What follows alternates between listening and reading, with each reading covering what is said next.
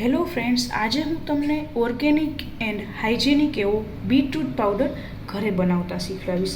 Bit જે magnesium and આયર્નથી ભરપૂર હોય છે, બાળકો તેમજ મોટા માટે પણ ખૂબ જ ફાયદાકારક છે.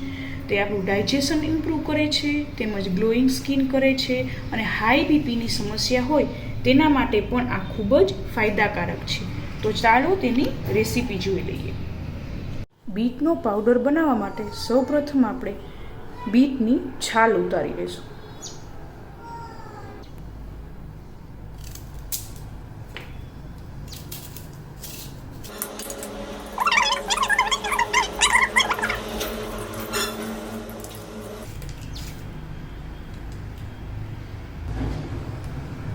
આવી રીતે બધા બીટની છાલ ઉતારી લઈશું. બધા બીટની આવી રીતે છાલ ઉતારી લેવી. હવે ત્યારબાદ તેના કટકા કરી લઈશું.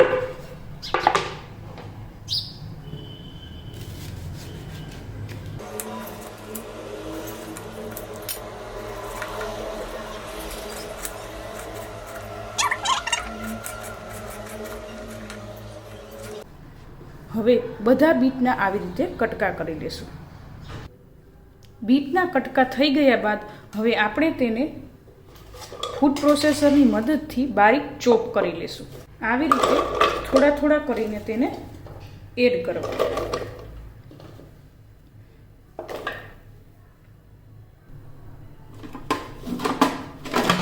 ત્યારબાદ તેને પેક કરીને આપણે તેને ચોપ કરી લઈશું. આવી રીતે બારીક ચોપ થઈ ગયા બાદ હવે તેને એક થાળીમાં લઈ લેશું. આવી રીતે બધા બીટનું ચોપિંગ કરી અને તેને તડકે 5 થી 7 દિવસ માટે સૂકવી દેશું.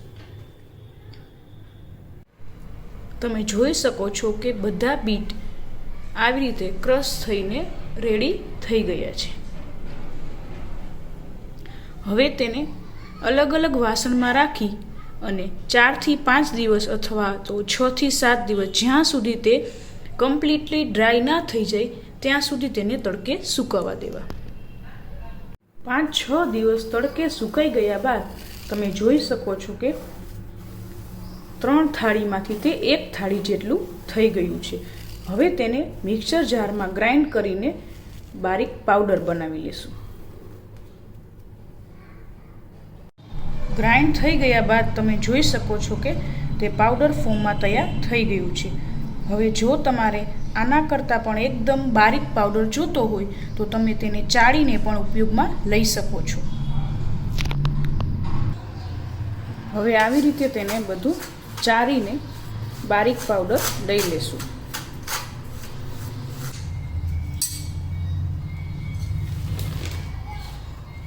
હવે આપણો એકદમ ફાઇન પાવડર તૈયાર થઈ ગયો છે. તેને એરટાઇટ ડબ્બામાં રાખીને તમે લાંબા સમય સુધી સ્ટોર કરી શકો છો.